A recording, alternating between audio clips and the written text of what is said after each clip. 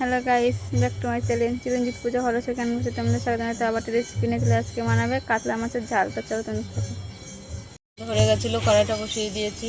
তো কড়াইতে তেল দিয়ে দিলাম, স্বাদ মতো নুন দিয়ে দিলাম মাখিয়ে নিচ্ছি, মাছগুলো ভেজে নিচ্ছি। মাছগুলো ভাজা হয়ে গেছে, তুলে নিলাম। আদা রসুন দিয়ে দিলাম বাটা, পেঁয়াজ আর লঙ্কা বাটা দিয়ে দিলাম, টমেটো বাটা দিয়ে দিলাম, স্বাদ মতো নুন দিয়ে দিলাম, হলুদ দিয়ে দিলাম, চামচ লাল লঙ্কা গুঁড়ো দিয়ে দিলাম, জিরে পাউডার দিয়ে দিলাম, ধনে পাউডার দিয়ে দিলাম, একটু জল দিয়ে দিলাম। ফুটে গেছে, মাছগুলো দিয়ে দিলাম। তো আমাদের মাছের ঝালটা হয়ে গেছে, আমরা নামিয়ে নিলাম।